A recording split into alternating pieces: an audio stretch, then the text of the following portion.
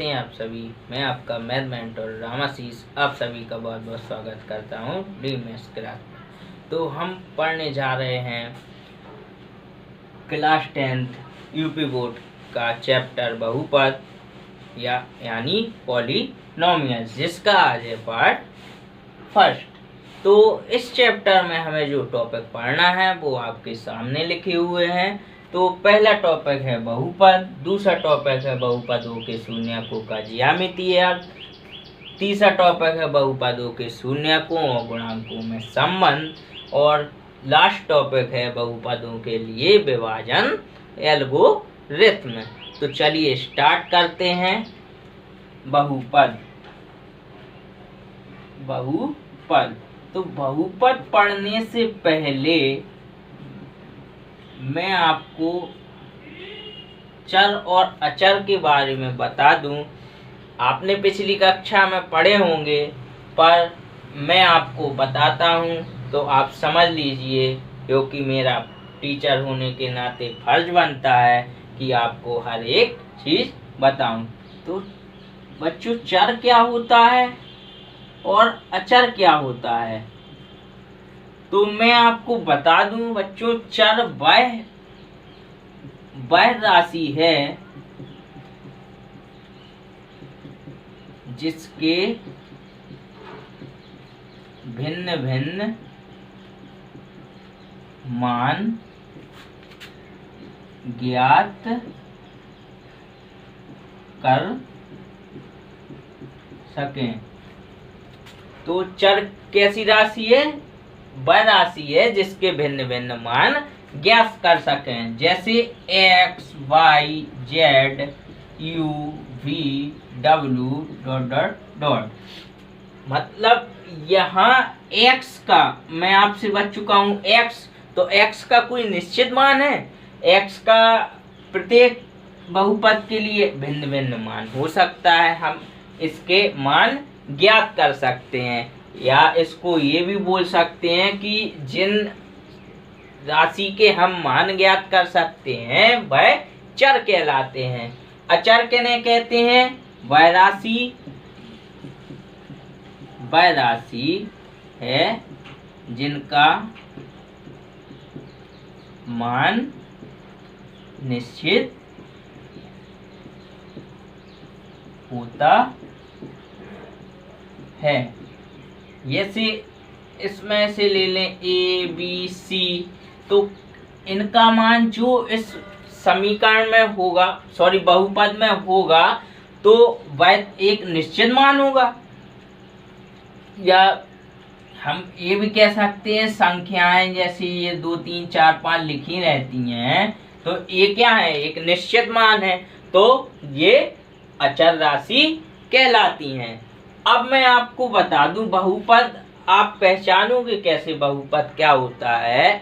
तो बहुपद उसे कहते हैं जिसमें चर की घात धनात्मक या शून्य होगी, तो वह बहुपद कहलाएगा। जैसे इस बहुपद में देखिए, ये लिखा, आपको मालूम नहीं है, पता नहीं है ये बहुपद है या नहीं है, तो आप इसको चेक कैसे करेंगे?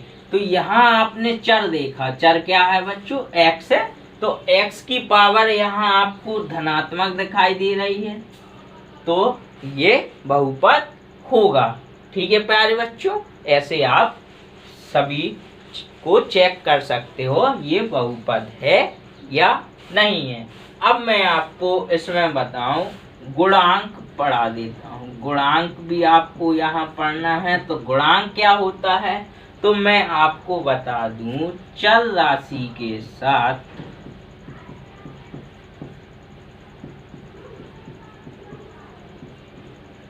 जो संख्या गुणा व भाग के रूप में लिखी हो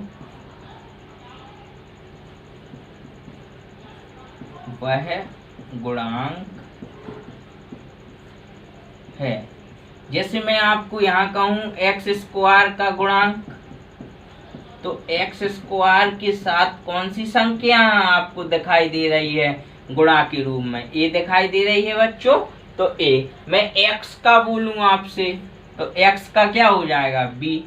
ठीक है, और ठीक है प्यारे बच्चों, यानी कि गुणांक वह जो चर राशियों के साथ गुणा व भाग के रूप में लिखी हो वह संख्या उस चर राशि का गुणांक कहलाती है। ठीक है, अब शून्यक। शून्यक, तो शून्यक क्या होते हैं मैं आपको बता दूं प्यारे बच्चों कि किसी बहुपद यानी बहुपद के शून्यक कितने हो सकते हैं? तो शून्यक की बहुपद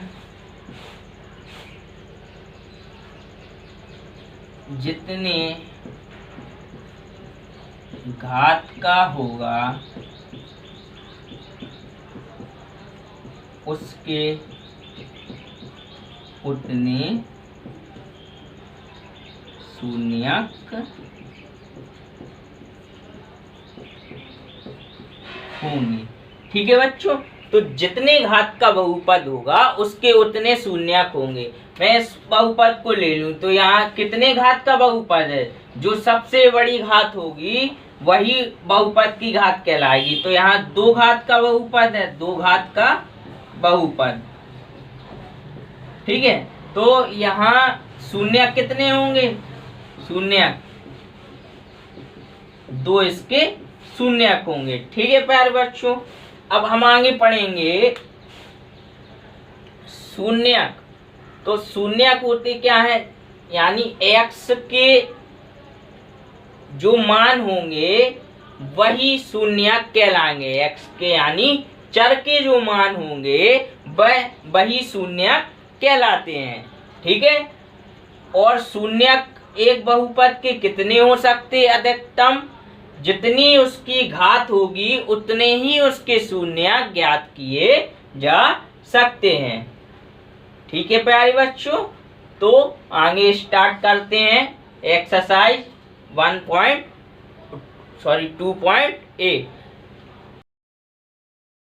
एक्सरसाइज 2A। तो इसमें प्यारे बच्चों हमें पढ़ना है ग्राफ के शून्यक ज्ञात करना। तो ग्राफ है y बराबर fx के रूप में ग्राफ दिए गए हैं और इनके हमें शून्य ज्ञात करना है। तो चलिए स्टार्ट करते हैं। क्वेश्चन पहले का फर्स्ट ग्राफ जो दिया गया है, तो ये दिया गया है हमें, इन्हें बच्चों क्या बोलते हैं? एक्स अक्ष, और ये है वाई अक्ष। तो हमें ये ग्राफ दिया गया है। तो ये ग्राफ दिया गया है, ठीक है बच्चों, दिखाई दे रहा है। तो इसमें करना क्या है? इसके शून्य ज्ञात कैसे करेंगे? तो मैं आपको बता दूं, ग्राफ एक्स अक्ष को जितनी बार काटेगा या टच करेगा तो y बराबर एफ एक्स के उतने ही शून्यक होंगे। तो यहाँ बच्चों आपको दिखाई दे रहा है कि ग्राफ x अक्ष को एक बार काट रहा है, तो इसके शून्यक कितने होंगे बच्चों? 1। तो हमें लिखना कितना है? एक बार मैं भाषा लिखे दे रहा हूं। तो यहाँ क्या लिखोगे? यहाँ y बराबर एफ एक्स को एफ एक्स ग्राफ एक्स अक्ष को एक बार काटता है, इसलिए शून्यकों की संख्या बराबर 1 कितनी होगी बच्चों? 1। अब बार बार आपको मैं भाषा नहीं लिखूंगा, डायरेक्ट शून्यकों की संख्या लिख के बता दूंगा।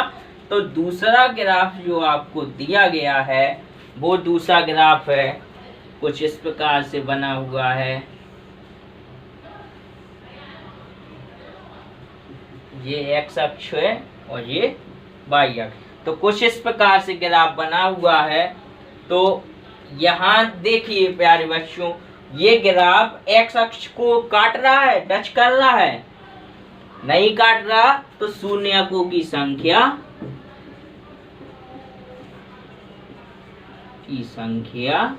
बराबर 0।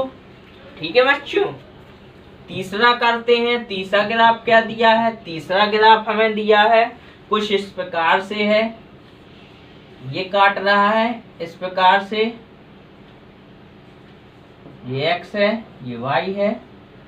ठीक है। तो यहाँ ये ग्राफ इस प्रकार से है, तो ये x अक्ष को कितने बार काट रहा है? एक बार दिखाई दे रहा है आपको, एक बार काट रहा है। तो शून्यकों की संख्या कितनी हो जाएगी बच्चों? 1।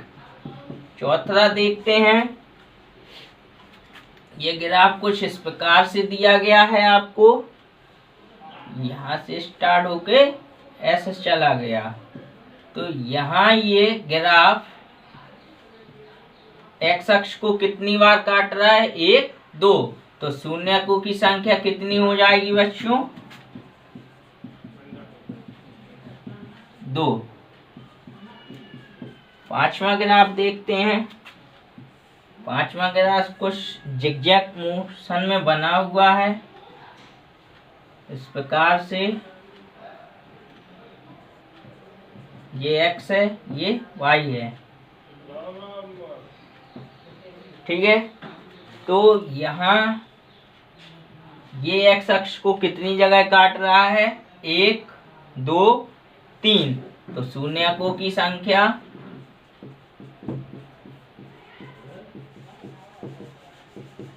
तीन। अगला देखते हैं छठवां। तो छठवां आपको ग्राफ दिया गया है।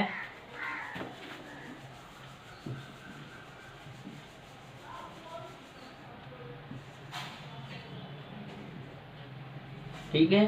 तो यहाँ देखिए आप बच्चों, ये एक्स अक्ष को 2 जगह टच कर रहा है, तो शून्यकों की संख्या 2। ठीक है।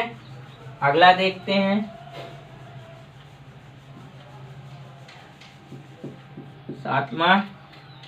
सातवां ग्राफ है। ये कुछ इस प्रकार से बना हुआ है, यहाँ से स्टार्ट हुआ फिर ऊपर गया। ठीक है। तो यहाँ से कट करके यहाँ टच होता हुआ निकल गया, ये x ये y। तो ये आप 1, 2, 3, 4 जगह टच कर रहा है, तो शून्यकों की संख्या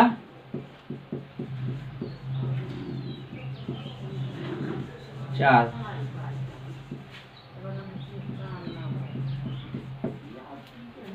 अगला है कुछ ब्लैक टाइप का बना हुआ है।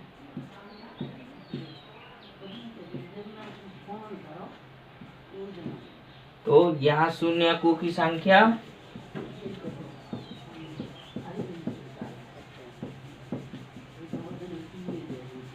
तो कितनी जगह टच कर रहा है? 2 जगह। 9वां है, 9वां ग्राफ और लास्ट ग्राफ है। कुछ इस प्रकार से बना हुआ है, पत्ती टाइप का।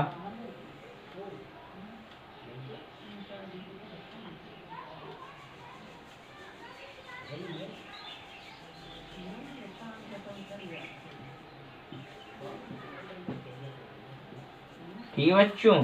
तो ये एक्स अक्ष को कितनी जगह टच कर रहा है? शून्यकों की संख्या तो 1, 2, 3, 4। ठीक है प्यारे बच्चों। तो मैं आपको बता दूं, ग्राफ y बराबर fx है, तो x अक्ष को ग्राफ जितनी जगह काटेगा या छुएगा या टच करेगा, तो शून्यकों की संख्या उतनी ही होगी। तो उम्मीद करता हूँ आपको यह वीडियो अच्छी लगी होगी। तो चलता हूँ, bye bye, take care all.